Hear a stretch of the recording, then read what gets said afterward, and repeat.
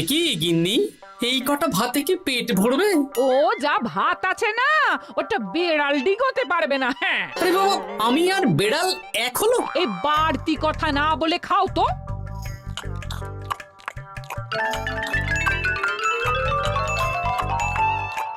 গিন্নি, পেটটা ভরেনি বুঝলে, তুমি আরেক হাঁড়ি ভাত বসাও। আমার জন্য 2 হাতা রাখা আছে, ওটাও খেয়ে নাও না, খাও। আমি আর ভাত বসাতে পারবো না, এখন উনুন ধরাও, আঁচ দাও, ভাত বসাও। আহ, আরে তোমারটা তুমি খেয়ে নাও না। তুমি তো জানো আমার এইটুকু খাবারে পোষায় না। তারপর তুমি আজকে ওই ওলের ঝোলটা যা বানিয়েছিলে না, আহা। খাই খাই খাই খাই করে আমার জীবনটাও খেয়ে ফেললে গো। আরে বাবা, ভগবান এই পেট দিয়েছে কিসের জন্যে? এত খাটাখাটনি সবকিছুই তো এর জন্যে নাকি? হ্যাঁ,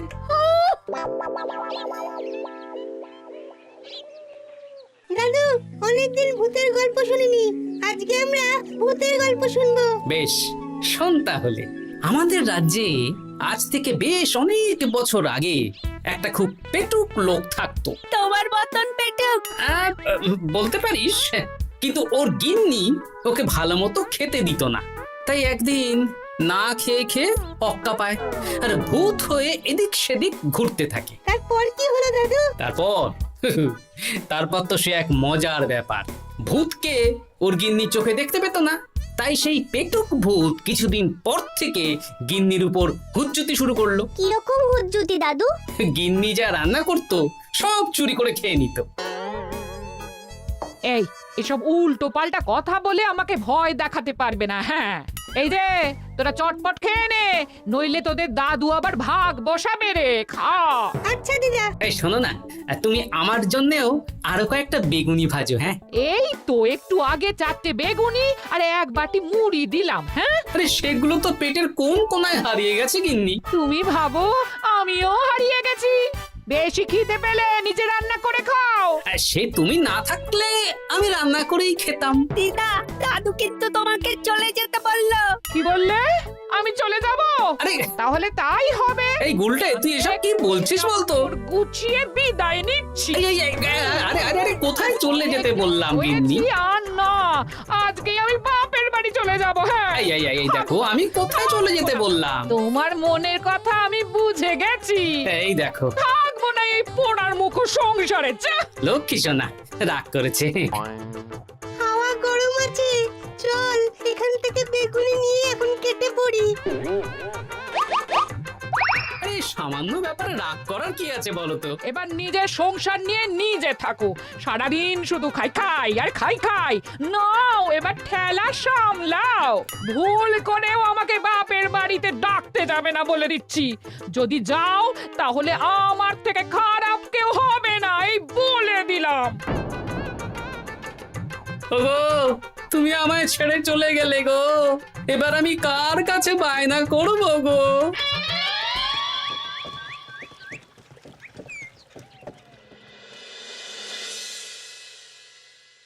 কিরে, তুই একা একা?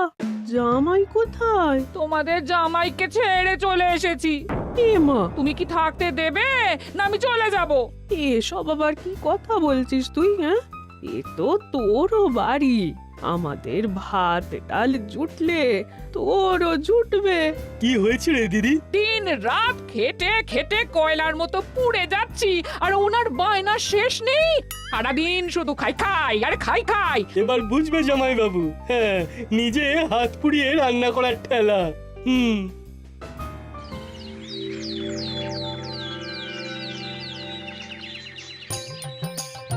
গোপাল দাদা, ও গোপাল দাদা, ও গোপাল দাদা, গোপাল দাদা, এ দরজা খোলো, মহারাজ ডাকছেন।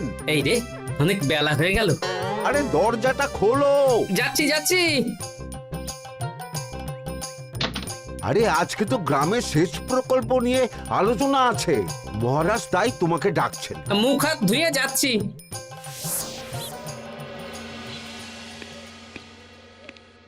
দেখুন মহারাজ, দেখুন এত বেলায় গোপাল এলো, তাও নিজে আসেনি, ডেকে নিয়ে আসতে হলো। সত্যি গোপাল, আজকে এত জরুরি একটা আলোচনা সভা, কোথায় তুমি তাড়াতাড়ি আসবে? তা না করে গোপাল বাড়াবাড়ি করে ফেললো। গোপাল, এই আমি শেষবারের মতন বলে দিচ্ছি, ফের যদি এরকম রাজসভায় দেরি করে আসতে দেখি তাহলে কিন্তু কড়া ব্যবস্থা নেব। আসলে মহারাজ, আমার গিন্নি গতকাল রাগ করে বাপের বাড়ি চলে গেছে, তাই বেশ হয়েছে। আচ্ছা, যে জন্য আজকের আলোচনা সভা ডাকা হয়েছে সেটা হলো আমাদের রাজ্যের দক্ষিণে একটা সেচের জন্য পুকুর খনন করা হচ্ছে।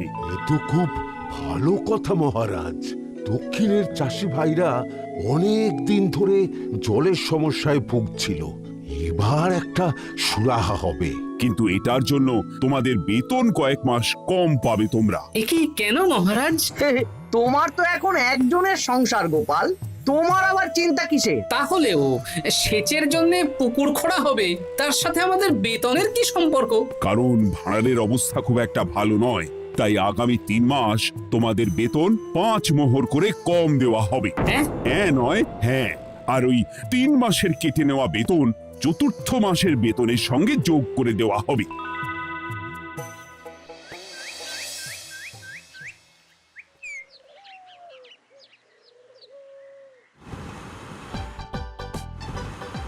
কি দাদু, এ তোমার চোখ মুখের কি অবস্থা?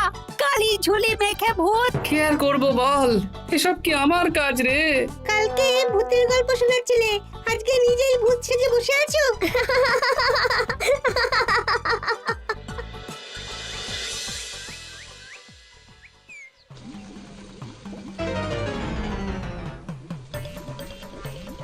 এই রে, ভাতগুলো পুড়ে গেছে। দূর দূর দূর, এভাবে হয় নাকি? না, এবার থেকে ভোজনালয় থেকেই খাবার খেতে হবে। একার জন্য কে আবার রান্না করে? দূর দূর। কি গোপাল দাদা, তুমিও আমার মতন ভোজনালয়ে খাচ্ছ? আমার না হয় বাড়িতে রান্না করার কেউ নেই। আমারও নেই, যে ছিল সে ছেড়ে চলে গেছে। ভাই, আর একটু ভাত দেবে? গোপাল দাদা, ভাত আর হবে না গো, আরো কয়েকজন দৈনিক খদ্দের আসবে, তাদের জন্য রেখে দিয়েছি। তাহলে কি আর করা যাবে? একটু একটু ওই তরকারি একটা শাল পাতায় মুড়ে দে, বাড়িতে গিয়ে মুড়ি দিয়ে খাবো। আচ্ছা, তা দিচ্ছি। তুমি খাওয়া হয়ে গেলে হাত মুখ ধুয়ে নাও। আচ্ছা গোপাল দাদা, গিন্নিমা চলিয়ে গেল কেন? সে তোর গিন্নিমাকে গিয়ে জিজ্ঞেস কর। সেটা জিজ্ঞেস করতেই হবে, তোমার মতো একটা ভালো মানুষকে ছেড়ে চলিয়ে গেছে।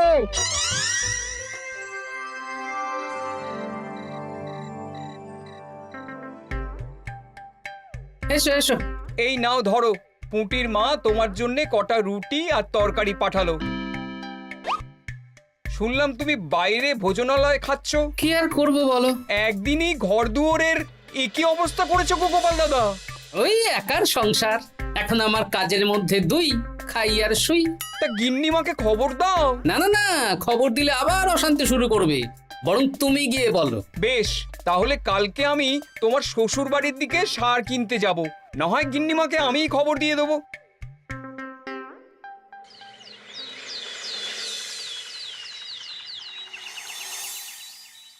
বাড়ি ঘর অগোছালো, তাতে আমি কি করতে পারি?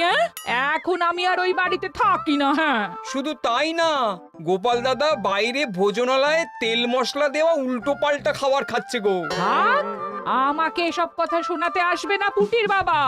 আমার খাটতে খাটতে জীবনটা কয়লা হয়ে গেছে, কয়লা। ওনার বায়নার শেষ নেই। হ্যাঁ, বুঝলে গোপাল দাদা, আমি গিন্নিমাকে অনেক করে বোঝালাম, কিন্তু কিছুতেই কোনো কথা শুনলো না। বেশ, শুনতে হবে না। এরকম বললে হয় নাকি? চারিদিকে ঘর দুয়ার অগোছালো, খাবারের থালা বাসন এদিক ওদিক ছড়িয়ে ছিটিয়ে আছে। ওরে বাবারে, ইঁদুরেও আস্তানা করেছে। যা হচ্ছে হোক।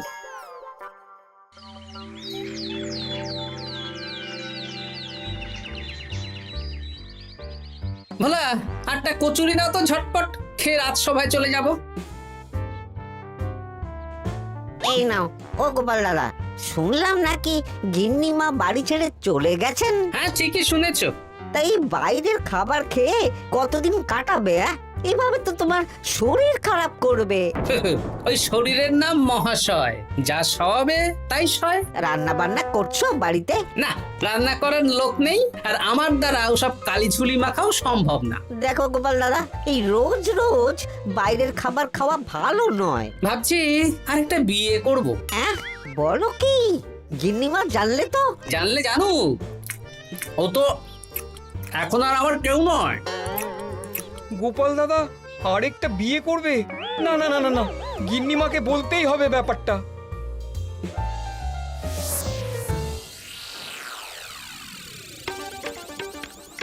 গিন্নিমা, তুমি আবার এসেছো পুটির বাবা। সর্বনাশ হয়ে গেছে। আবার কি সর্বনাশ? হ্যাঁ, বাড়ির চারিদিকে অগোছালো, ইঁদুর মশা মাছি ঘুরে বেড়াচ্ছে। আমি আর ওই বাড়িতে যাব না।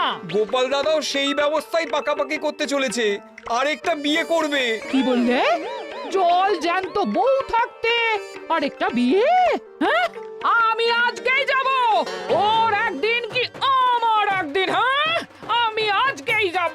এই দিদি, এক মুহূর্তে এরকম বদলে গেলি কেন?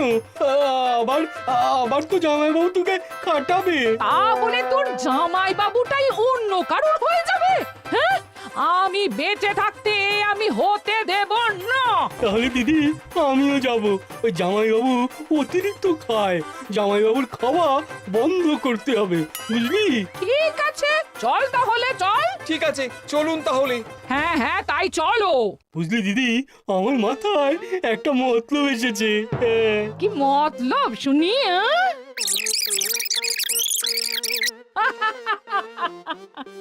এই বেশ তো বেশ, এতে যদি তোর জামাই বাবুর অতিরিক্ত খাওয়া কমে তাহলে তো ভালোই কথা। হ্যাঁ, কিন্তু খুব সাবধান, গোপাল দাদার নজর কিন্তু বাজ পাখির নজর।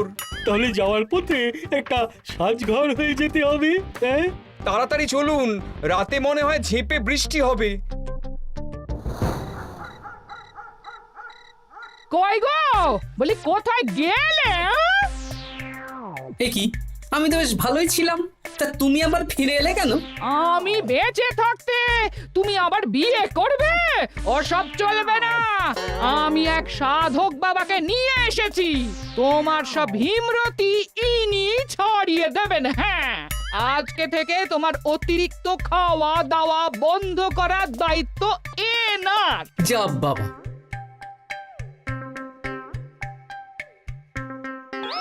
কি করেছো গো? হ্যাঁ, ঘর দুয়ার তো পুরো শ্মশান হয়ে গেছে গো। এখন আবার তোমার ঘর তুমি পরিষ্কার করো। সে করছি, তুমি যাও বাজার করে নিয়ে এসো। ভোলার দোকান থেকে বেশি করে ছানা আনবে, আর রাতে ছানার বড়া করে তরকারি বানাবো। হ্যাঁ, আহা, কতদিন খাইনি, এক্ষুনি যাচ্ছি। উহ, তাড়াতাড়ি যাও, তাড়াতাড়ি যাও। মেঘ ডাকছে, রাতে বৃষ্টি হবে। আমি এই ঘর গুছিয়ে রান্না বসাচ্ছি গো। বলো কি গোপাল দাদা, গিন্নিমা ফিরে এসেছেন? হ্যাঁ, সকালে তোমার দোকানে বলেছিলাম না বিয়ে করব, সেটা নিশ্চয়ই কেউ শুনে গিন্নির কানে দিয়েছে। ব্যাস, ঘরের বউ ঘরে চলে এলো। সকালে যখন তোমাকে আমি ওই কচুরি দিচ্ছিলাম, তখন তো ওই পুঁটির বাবাকে দোকানের সামনে দিয়ে হেঁটে যেতে দেখেছিলাম। তাহলে পুঁটির বাবাই খবর দিয়েছে, ভালোই হয়েছে। যাই হোক, আমাকে ওই 500 গ্রাম মতো ছানা দাও তো, গিন্নি ছানার বড়া দিয়ে তরকারি করবে। ভালো তো, ভালো তো, তোমরা ওই কর্তা গিন্নি একসাথে খাবে। আবার কোন সাধককে নিয়ে এসেছে যে আবার খাবার খাওয়া নিয়ন্ত্রণ করবে? দেখো কি করে তোমাকে সামলায়। এই নাও।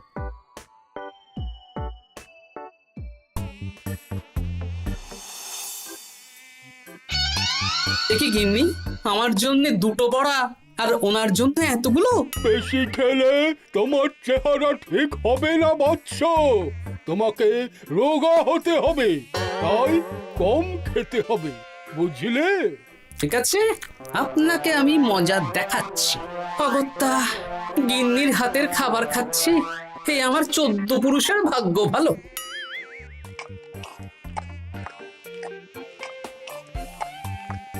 বাবা, আপনাকে আরেকটু তরকারি দিই বাবা? দে মা, দে। আমাকে দাও। একদম না, বলেছি না তোকে রোগা হতে হবে। হ্যাঁ, কি মশা রে তোদের বাড়িতে। আরে রে, নকল গুঁফ, মশা যাওয়ার আগে আপনাকে আমি তাড়াবো। এই কদিন চারদিকে সব ছড়িয়ে ছিটিয়ে নোংরা করেছে, মশা মাছি এত তাড়াতাড়ি যাবে না। হ্যাঁ, আমার খাওয়া হয়ে গেছে, আমি উঠলাম। আপনি ভালো করে খান, কেমন?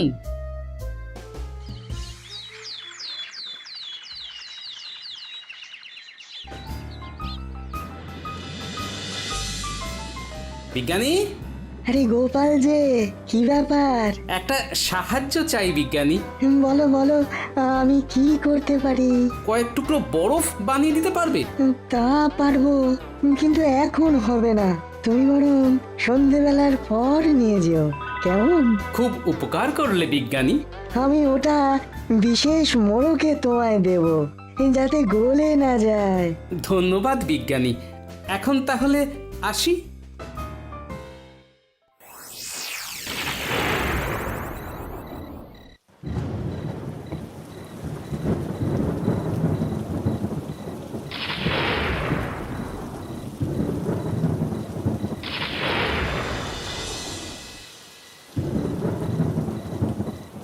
ভালো করেছিস বাবা, যা মশার উৎপাত, মশারি ছাড়া ঘুমোনো যাবে না। কথায় আছে সেবাই পরম ধর্ম, তাই একটু ধর্মকর্ম করছি আর কি। আপনি ঘুমিয়ে পড়ুন, আমরা ওই ঘরে গেলাম। হ্যাঁ, সব দরজা জানলা ভালো করে বন্ধ করে দিয়েছো তো? ঝেপে বৃষ্টি নেমেছে। হ্যাঁ হ্যাঁ, কোনো চিন্তা নেই, তুমি ঘুমো। আজকে অনেক খাটনি হয়েছে গো। হ্যাঁ, জয় ঠাকুর।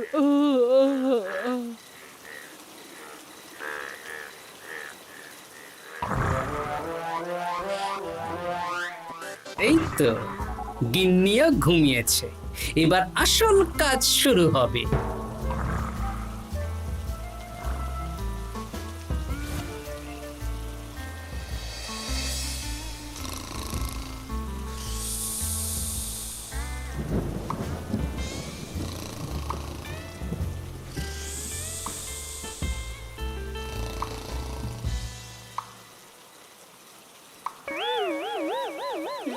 কি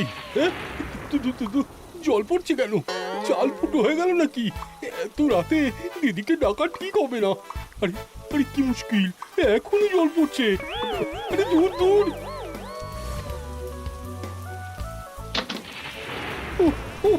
বাপরে বাপ।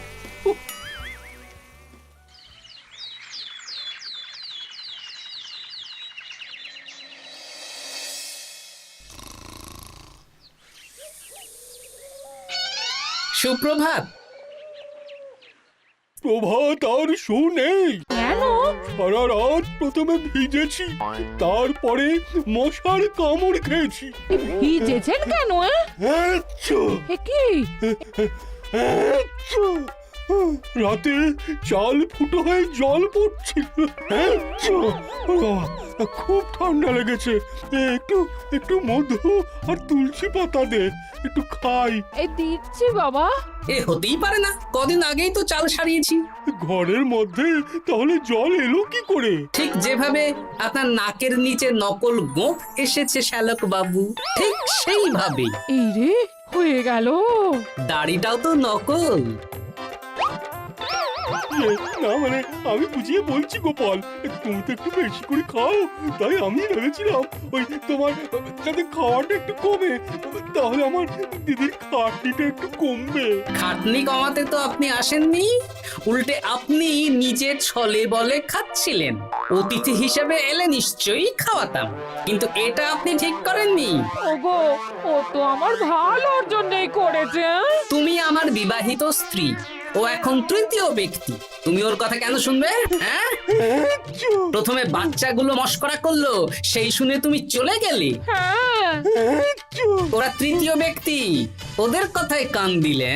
তারপর পুঁটির বাবার কথা শুনে বিশ্বাস করলে আমি সত্যিই বিয়ে করছি। হ্যাঁ, সেই জন্যেই তো চলে এলাম। হ্যাঁ, এখানে পুঁটির বাবাও তৃতীয় ব্যক্তি, আর তারপর শ্যালক বাবুর কথায় আমাকে কম খেতে দিচ্ছ, আর উনিও তৃতীয় ব্যক্তি।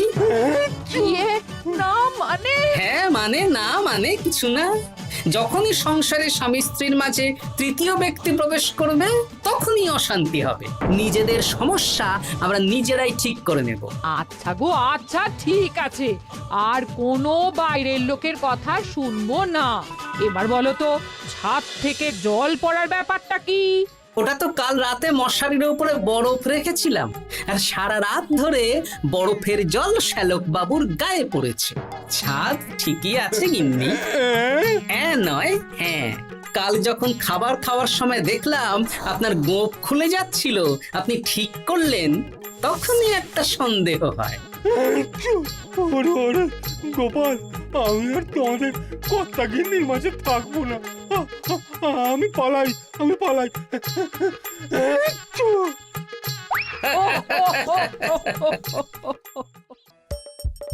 হাসির রাজা, জ্ঞানের রাজা, রসিক রাজা।